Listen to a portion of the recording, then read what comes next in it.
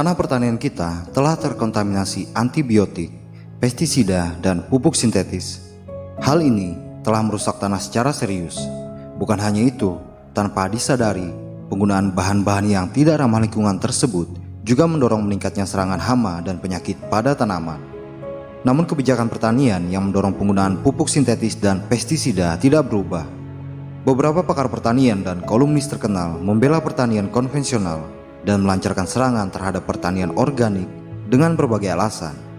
Bagaimana mungkin mereka bisa tidak peduli dengan bahaya bahan sintetis yang dituangkan ke dalam tanah? Degradasi tanah bersifat global, itu akan cepat membawa kematian bagi pertanian. Pertanian harus melihat 100 tahun ke depan. Pertanian konvensional sama sekali tidak berkelanjutan. Setiap pertanian yang merusak tanah akan menghancurkan masa depan pertanian. Kontaminasi tanah terkait dengan kontaminasi manusia. Jika tanah terkena penyakit, begitu juga manusia. Jika tanah mati, kita juga akan mati.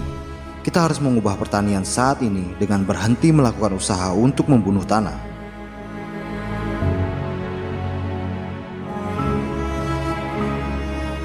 Jika antibiotik, insektisida, herbisida, dan pupuk sintetis yang digunakan setiap tahun disebarkan dan terurai di tanah, masalahnya tidak akan seserius ini.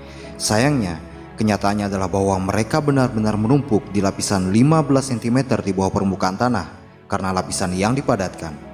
Penggunaan alat berat merupakan penyebab langsung pemadatan tanah. Traktor adalah penyebab utamanya. Roda berat traktor menekan tanah dan efeknya dapat diukur dalam 7 meter. Penggunaan kendaraan berat yang berulang-ulang mengubah lapisan tanah pada kedalaman 15 cm membuatnya jadi seperti batu.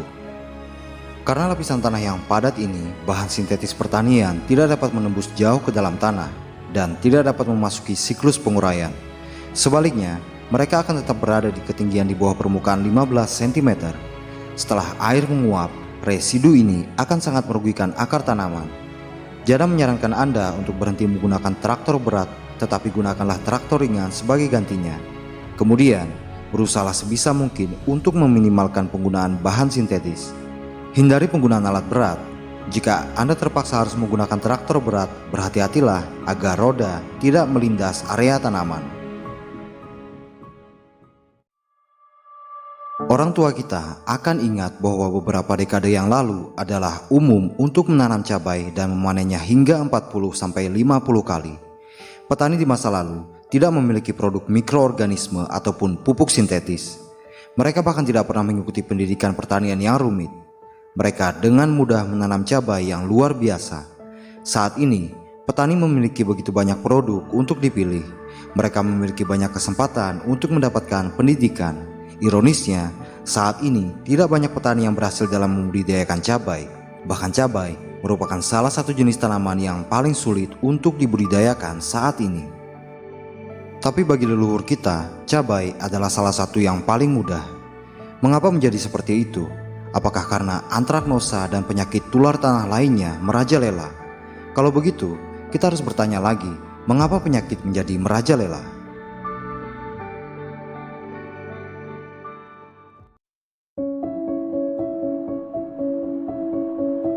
Akar cabai tidak merangsek dengan benar ke dalam tanah. Di masa lalu, cabai tumbuh begitu kuat sehingga petani tidak bisa mencabutnya dengan tangan. Mereka harus menggunakan arit untuk menebangnya.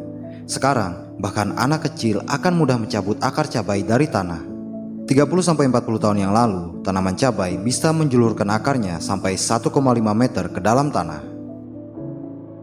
Anda dapat menilai kualitas tanah dengan melihat bagaimana akar tanaman menyebar di dalamnya. Di tanah yang baik, akarnya melebar dan dalam. Ini menjamin hasil tinggi dan kualitas tinggi.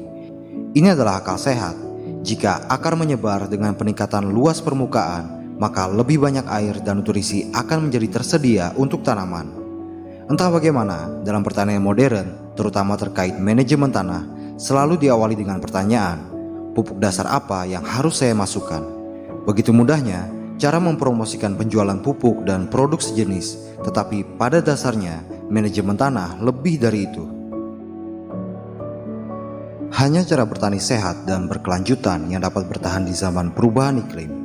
Suhu yang sangat tinggi dan curah hujan yang tidak normal merupakan tantangan yang signifikan bagi pertanian.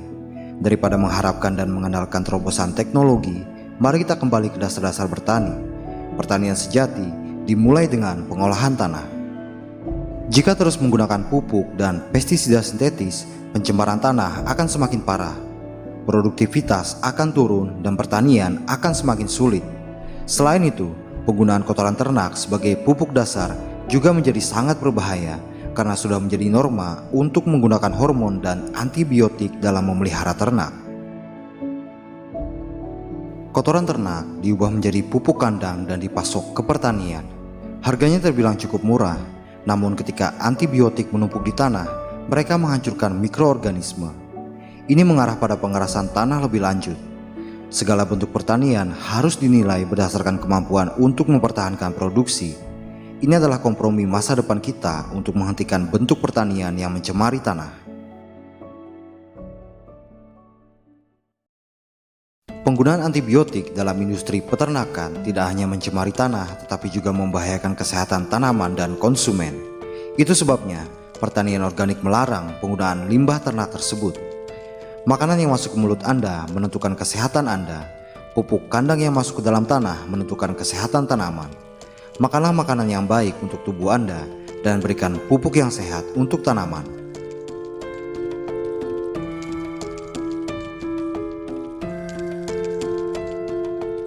Ada banyak program pendidikan tentang manajemen tanah, tetapi tampaknya itu sudah melenceng jauh dari tujuan intinya. Siswa selalu dibiarkan lebih bingung dari sebelumnya karena informasi yang salah. Manajemen tanah yang tepat tidaklah sulit, rumit, atau mahal. Itu tidak memerlukan banyak input atau mesin yang diproduksi dan dipromosikan perusahaan. Mari kita mulai dari dasar. Jika Anda melihat tanaman, Anda memiliki bagian atas tanah dan bagian bawah tanah. Anda dapat melihat bahwa ruang yang mereka ambil dapat dimasukkan ke dalam rasio. Esensi dari manajemen tanah adalah membuat rasio bagian bawah tanah terhadap bagian atas tanah lebih tinggi dari 1. Berarti, jika bagian atas tanah adalah 1, bagian bawah tanah harus lebih besar dari 1, misalnya 2 atau 3. Bawah tanah adalah bagian tak terlihat yang harus lebih besar dan lebih kuat. Total luas ekstensi akar akan mempengaruhi kesehatan tanaman. Itu adalah kondisi dasar untuk hasil tinggi dan kualitas yang baik. Dengan kata lain, luas akar sama dengan uang. Manajemen tanah akan memastikan pertumbuhan akar yang baik. Inilah pilihan terbaik Anda, terutama di era perubahan iklim ini. Mengapa lapisan tanah yang padat terbentuk? Apa penyebabnya? Seperti yang disebutkan di atas, ini disebabkan oleh penggunaan alat berat dalam pertanian. Kotoran ternak dengan residu antibiotik, pestisida, pupuk sintetis, dan herbisida semuanya memperburuk masalah. Metode pertanian konvensional yang berlaku menyebabkan pemadatan. Tanpa menyingkirkan metode pertanian konvensional, Anda tidak dapat menghilangkan pemadatan. Anda harus menyelesaikan pemadatan tanah jika Anda ingin mendapatkan hasil yang berkelanjutan selama bertahun-tahun. Turunlah dari alat berat itu. Mereka nyaman digunakan, tetapi mereka adalah penyebab utama dalam menghancurkan tanah. Anda harus menahan diri dari penggunaan kendaraan berat. Jika harus menggunakan mesin, gunakan yang ringan. Kendaraan berat mungkin diizinkan dalam beberapa metode pertanian yang luar biasa. Misalnya, di mana traktor dilengkapi dengan GPS dan sangat hati-hati dioperasikan agar roda mereka selalu berjalan di jalur yang sama dan tidak pernah memasuki daerah di mana akar tanaman tumbuh. Hindari penggunaan kotoran ternak yang tidak Anda ketahui pasti asal-usulnya.